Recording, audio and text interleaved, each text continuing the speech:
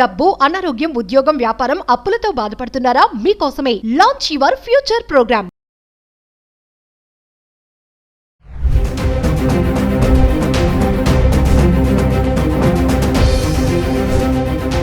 నమస్తే, welcome back to Suman TV. ప్రస్తుతం మనతో పాటు ఉన్నారు మేనేజ్మెంట్ కన్సల్టెంట్ సంపత్ సముద్రాల గారు. నమస్తే సార్. సార్, ట్రంప్ మనం చాలా వీడియోలో మాట్లాడుకున్నాం. ఇప్పటికీ ట్రంప్ చాలా నిర్ణయాలు తీసుకుంటున్నాడు. మరి birth right citizenship, illegal immigrants వద్దు, డెలివరీ టైంకి ఇక్కడికి వచ్చి ఆ పిల్లలకి బర్త్ రైట్ సిటిజన్షిప్ కోసం అని ట్రై చేస్తున్నా అని చెప్పి దానికి ఒక బ్యాన్ చేశారు. అది ఇంకా అవ్వలేదు, స్టేలోనే ఉంది.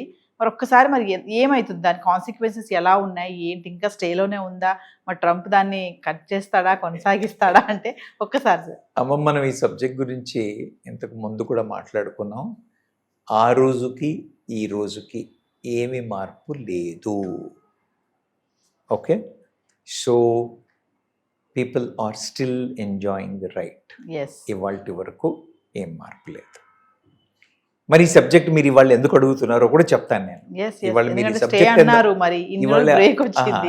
మీరు ఎందుకు అడుగుతున్నారు ఈ సబ్జెక్టు అని అంటే, మే 15వ తారీఖున సుప్రీంకోర్టులో అక్కడ ఈ కేసు ఆర్గ్యుమెంట్స్ డిస్కషన్స్ అయ్యాయి. అందుకని మళ్ళీ అందరూ ఓకే ఈ సబ్జెక్ట్ గురించి మాట్లాడుతున్నారు. సుప్రీంకోర్టు అక్కడ మోస్ట్లీ జూన్లో డెసిషన్ ఇవ్వచ్చు. కాబట్టి జూన్ వరకు అయితే ఈ రైట్ ఉంది. అంటే ఏంటి సార్, జూన్ తర్వాత పోయే అవకాశాలు ఉన్నాయా అని అంటే అక్కడ సుప్రీంకోర్టు ఎలా చూస్తుంది దాన్ని ఆలోచించినట్టు దాన్ని అనుగుణంగా మారే అవకాశాలు ఉన్నాయి. అయితే అలా అయినప్పటికీ కూడా, ఎందుకంటే ఇది కాన్స్టిట్యూషనల్ అమెండ్మెంట్ మీద ఉన్న పాయింట్ కాబట్టి తను చేయడానికి లేదు, ఈ హ్యాస్ నో రైట్ అని మనకి స్టేట్ కోర్ట్స్లో డిసిషన్స్ అయ్యాయి. స్టేట్ కోర్ట్స్లో డిసిషన్స్ ఇచ్చేప్పుడు 1-2 స్టేట్స్లో కోర్ట్స్ నేషనల్ వైడ్గా ఇది వర్తిస్తుంది అన్నట్టుగా జడ్జిమెంట్లు ఇచ్చారు.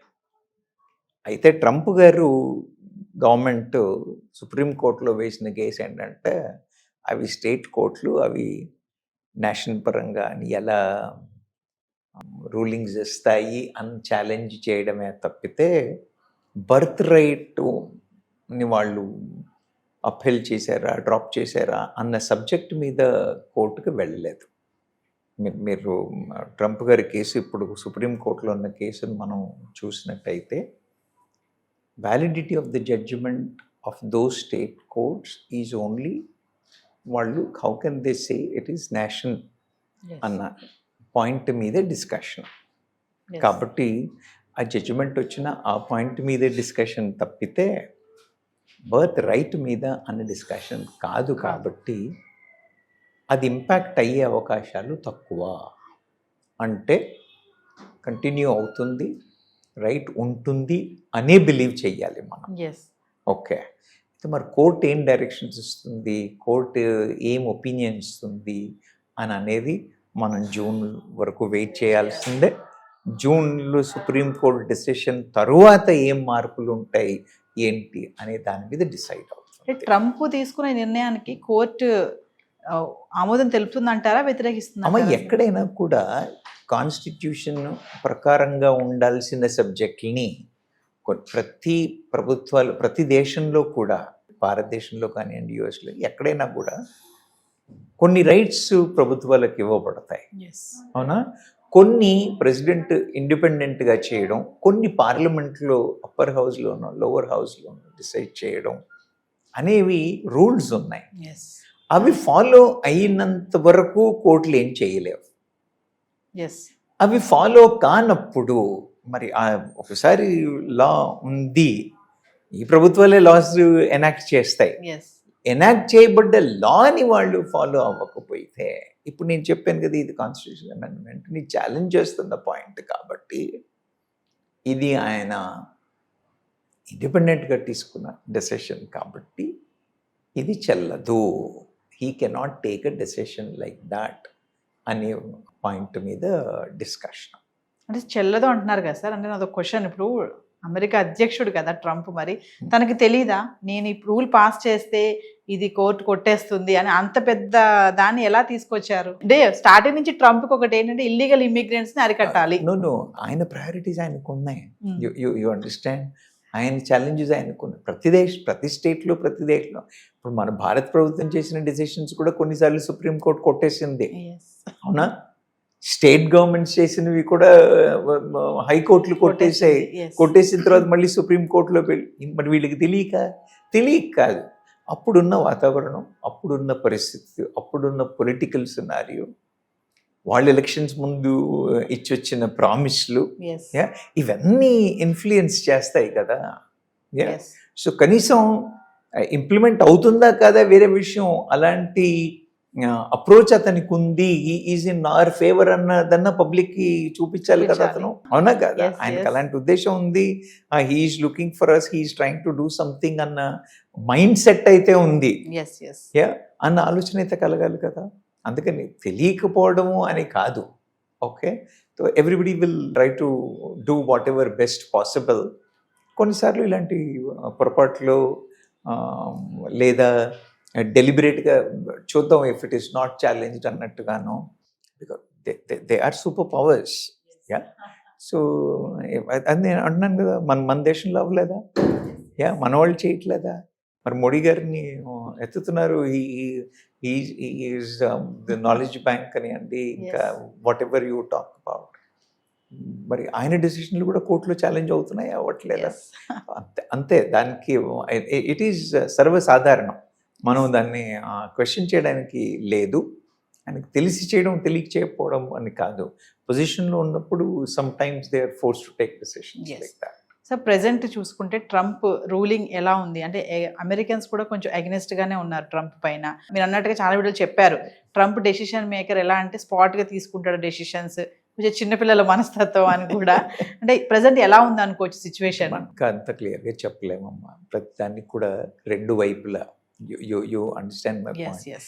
ఆయన ఉద్దేశం అంటే America first. Yes. He wants to bring America first. ఆయన ఉద్దేశంలో ఏం తప్పు లేదు. వ్యవహార శైలిలో అక్కడిక్కడో రెండో మూడో పొరపాట్లు జరిగే అవకాశాలు ఉన్నాయి. కొంచెం తొందరపాటు వ్యక్తే, ఇంతకు ముందు ఉన్నప్పుడు కూడా ఆయన కొంచెం తొందరపాటు వ్యక్తే. కానీ ఆయన ఉద్దేశంలో వాళ్ళ దేశం ప్రజలకి మేలు కలగాలి అని అన్నప్పుడు he has to take care. Yes. కానీ దానివల్ల ఏమవుతుందంటే ఆయన తీసుకుంటున్న కొన్ని డెసిషన్స్ వల్ల అక్కడున్న ప్రజలకి కూడా, ఈవెన్ అమెరికన్స్కి కూడా అంత ఫేవరబుల్గా లేవు అన్న ఇది వచ్చినప్పుడు కొంత విముఖత వస్తుంది. కానీ ఇప్పుడే కదా మొదలైంది, ఇంకా ఆయనకి చాలా టైం ఉంది. ఒకవేళ ఏదైనా చిన్న పొరపాట్లు అటు ఇటు అయినా కూడా సరి చేసుకోవడానికి he still has lot of time. So we should wait and see without making a comment either this side or that side. We should wait and see. Further గా మరి అబ్రాడ్ ఎడ్యుకేషన్కి వెళ్ళాలనుకునే స్టూడెంట్స్ మీరు ఏమైనా చెప్తారా? అమెరికా ఇప్పటికైతే ఇప్పుడు నేనేమన్నానంటే, నేను లాస్ట్ టైం కూడా చెప్పాను, ఇక్కడ లేనట్టు అక్కడ ఏదో ఉందనుకుని పరిగెత్తాల్సినంత పరిస్థితి లేదు. మన దగ్గర విద్యా సంస్థలు బాగున్నాయి, మన దగ్గర ఎడ్యుకేషన్ సిస్టమ్ బాగుంది, మన దగ్గర ఆపర్చునిటీస్ బాగున్నాయి. మనం ఒక సూపర్ పవర్ అయ్యే పరిస్థితుల్లో ఉన్నాం. భారతదేశం అన్ని అవకాశాలు ఇస్తుంది. ఊరికే క్రేజ్ కోసం అమెరికాకి వెళ్ళడమే తప్పితే అక్కడ పెద్ద బెనిఫిట్స్ ఏమీ లేవు. అక్కడ కండిషన్స్ ఇంకా స్ట్రింజెంట్ అవుతూ ఉంటాయి. సో ఐడియలీ అంటే పిల్లలు వాళ్ళు స్వతహాగా స్టడీ చేసి, మేము ఎంచుకున్న ఏరియా పనిచేస్తుంది, మాకు అక్కడ వాట్ యు కాల్ బెటర్మెంట్కి ఛాన్స్ ఉంది అని పిల్లలు డిసైడ్ చేసుకుని పోయే వాళ్ళని మనం ఆపాల్సిన అవసరం లేదు. బికాజ్ ఇక్కడ కూడా కొన్నిసార్లు మనం డెసిషన్ తీసుకున్న తర్వాత కూడా మార్పు చేసుకోవాల్సి వస్తుంది. సో దానివల్ల కొంపలు మునిపోయేదేం లేదు. కానీ పేరెంట్స్ మెంటాలిటీ, మా పిల్లలు యుఎస్లో వెళ్ళాలి, అక్కడికి వెళ్తే మళ్ళీ వాపస్ రాకూడదు, మీరు చదువుకొని వెళ్ళి రానివ్వండి, వెళ్ళి మాస్టరీ చేసుకుని వచ్చేస్తే ఏం పోయింది, అవునా? అక్కడే ఉద్యోగం చేయాలి, అక్కడే ఉండాలి అనే పరిస్థితిని చూసారా? అది I don't suggest. That may not be a right thing. దానికోసం పోవాలి అనుకునే పిల్లలకి మాత్రం I suggest please think twice. Parents mind set అనేది పేరెంట్ మైండ్ సెట్ మారాలమ్మా. పిల్లలు పెద్ద ఛాలెంజ్ ఏం లేదు, పేరెంట్ మైండ్ సెట్ మారాలి. ఇక్కడ లేనిది అక్కడ ఉంది ఏంటి? It's a spacious country with less population, so you may find little better, but that can be done even here. So ఏదేమైనా బర్త్డే సిటిజన్షిప్ మాత్రం జూన్ వరకు వెయిట్ చేయాల్సింది. ఖచ్చితంగా. ఒకవేళ ట్రంప్కి అనుకూలంగా వస్తే మాత్రం చాలా స్ట్రిక్ట్ గానే ఉండొచ్చు అనుకుంటా. కాదు, అక్కడ ఆ కేసు కూడా బర్త్ రైట్ కి అన్న డెసిషన్ కాదు, ఆ పర్టికులర్ కోర్ట్స్ ఇచ్చిన డెసిషన్ కి మాత్రమే. కాబట్టి ఇప్పటికీ ఇంకా దాని మీద డెసిషన్ అవ్వదు. కాబట్టి జూన్లో వచ్చే డెసిషన్ కూడా mostly it may not impact, but that may pave a way whether to have or not to have అనేది we should wait and see. Thank you sir. Thank you.